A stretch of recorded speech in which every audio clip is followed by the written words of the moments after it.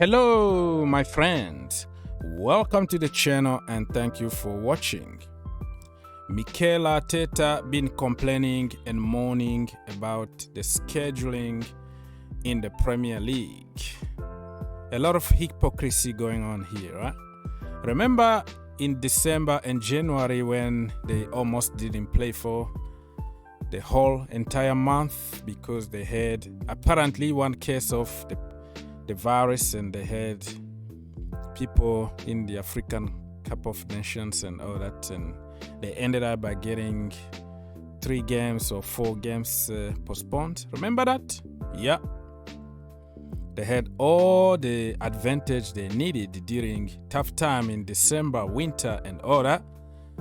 But all of a sudden now he's complaining about the schedule is too tough because we have to meet Chelsea, we have to meet Man United, we have to meet such and such. Not sure how he's complaining about something that he took advantage of. Let me remind you, Chelsea had like 7 cases of the virus at some point with a lot of injuries. They begged, they tried everything, to convince the FA or the Premier League to postpone at least 1 game. They refused. And if Chelsea are way behind City and Liverpool, is because nobody wanted to give them any kind of help. Well deserved. The rules were there. They decided not to use rules for Chelsea, but to break rules in order to help other teams. Every single team in the Premier League got advantage during winter and the pandemic, but Chelsea Football Club, no. So yeah, so people been saying here, MIKEL Arteta, no European competition, right? And they are not in other competition anymore. They got eliminated from pretty much all the domestic cups. No European competition, and then you keep mourning. Come on, give me a break. You only have like 1 week to prepare for 1 freaking game, and sometimes 2 weeks without any game. Why are you complaining? Are you planning something just in case you miss out on top 4 so you can say, oh, such and such was against us? Come on, give me a break, man. Give me a freaking break. And listen, I am going to remind you, I'm going to put on the screen right now what Arsenal fans said back then and what they are saying right now, and see the hypocrisy even with their own fans. Apparently he might even, so that means it's just Carrius. Let's play Carrius. Why is it he's in your squad, isn't he? He's one of your players, right? You know what I mean? How many players are out with COVID? How many? Who's out? Or is it just that your main guys are out? Yeah. So you want to get the game cancelled? Because to me, at the start of the season, every Premier League club has submitted a 25-man squad.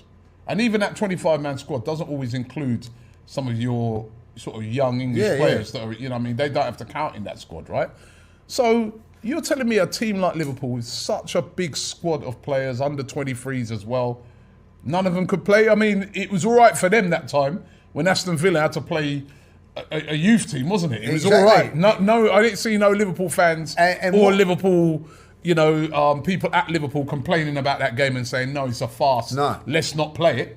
They played it and they won easily and they went through. And what North London derby, as we all know by now, has been postponed. Mixture of COVID cases, injuries, players away at AFCON, and quite rightly, Arsenal got the game called off. Now, there's talk potentially of Arsenal trying to get the North London derby postponed, primarily because of injuries and players at AFCON. Do you think that the rules are being abused or bent slightly at the moment? Because the rules are surely in place for COVID situations, not for injuries. That's just hard luck. I strongly hope that's not the case. Because otherwise I'm very, very angry. Because we are doing everything to make games happen. And we were made to play when we thought we should maybe not. So I can only strongly hope that the rules are the same rules for everybody. I agree, and I've been saying it for weeks, that this whole thing around COVID has been taken advantage of. Not today, in the last few days, of course. So the situation is just like this. We had, how we thought last week, a proper outbreak. And it showed up that we had a lot of false positives, actually. But still, the rules are that the rules are like they are. And so they, all these players who are false positive couldn't play today, or we decided not to play them for whatever people would have decided if we would have played them. I don't know exactly, but we had to make that decision. And so that was really the only real positive case from the team extra was Trent Alexander-Arnold. And all the rest was false positive. So it's a reason. The thing is, fans. My thing is this as well, right? This whole COVID thing as well. Now, we don't know. We don't know which players have got COVID or not, right? All we know is they're saying they didn't have enough to put a proper team out.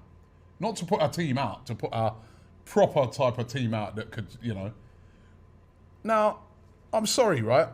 We need to know who these players are. It was really tough week. So because the boys anyway couldn't train because we had to close the training down because until you realize that it's false positive, that takes 2 extra testing rounds. So it's really difficult. And then, how I said, this was the team who could line up today. The boys did really well, and I'm happy about that. And since then, we've seen all these teams manipulating the system, right? And basically, Arsenal have done the same thing. I admit it, they have. But I don't blame them. You know, if you can't beat them, join them. So no, I've got no problem with Arsenal getting that game cancelled, because all they've done is they've just manipulated a rule that, let's be real, it's been taken advantage of. If I was MIKEL Arteta, I'm pushing to get the game called off. Yeah, I'll do a Liverpool, and I'm going to give you the reason why, right? I feel, listen, it's always going to be tough at Tottenham. We haven't beaten them there, I think, for 12 years. At home, they always do well against us, right? But at the moment, if we're going to go there half-cooked, with all those players missing, then that worries me a bit, you know what I mean? Because you know, even though they ain't been playing great, that worries me a bit. Do what Liverpool did, you know? I just feel that not just this, but going forward, there needs to be more information and transparency. Because, you know, basically what they're saying is we've got a few cases of COVID, but then we've got players injured, and we've got players at African Cup of Nations. Well, I'm sorry, if COVID didn't exist, you wouldn't have those injured players, and you wouldn't have those players who were at the African Cup of Nations. Available. So you'd still have to play. You'd still have to play. You'd still have to play. You'd have to use. And what is the point in having a squad? 100%. What the other thing? Well, sorry, just before I come to you here, right? How many times in this tournament have we seen teams put out loads of kids? Exactly. I'll give MIKEL and Arsenal a load of credit. Not a moan up about it. I'll give Arteta his credit here. He has not moaned about it once. I've heard Klopp go on and on and on about it, like, you know. MIKEL Arteta. Hi, Thomas. You touched on the fact that you've got to play again Tuesday, and obviously you played on Wednesday night as well. How do you feel about the way postponements are going now? The Arsenal-Spurs game is now off tomorrow. Arsenal have just won. It's much better for me not to answer the question. Much, much better. But do you feel the rules are clear enough and transparent enough? I tell you, it's much better if I don't answer. And since then, we've seen all these teams manipulating the system, right? And basically, Arsenal have done the same thing. I admit it, they have. But I don't blame them. You know, if you can't beat them, join them. So what... Y me llama el cocinero. Risita, ¿qué? Ve por la paellera. Venga, que las 2 de la tarde ya están aquí. Miren, bañador. En las chanclas. Todo despeinado porque no me dio tiempo nada ponerme las chanclas y el bañador. Voy a la playa, había subido la marea.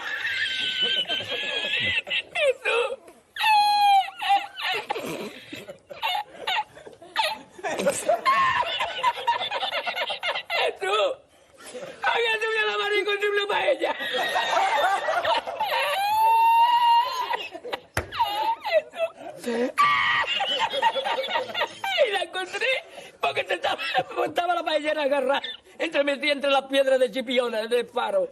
Y cuando entro en el restaurante me ve el cocinero con una paellera y adentro la vende paellera.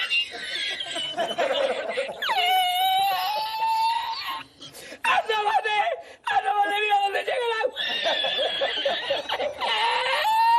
Llegaba el agua hasta el restaurante. Había subido la marea.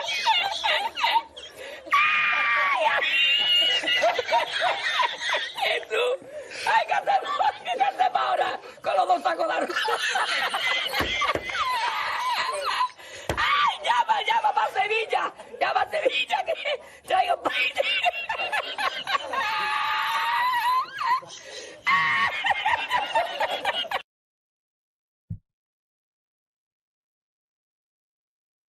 Stop recording.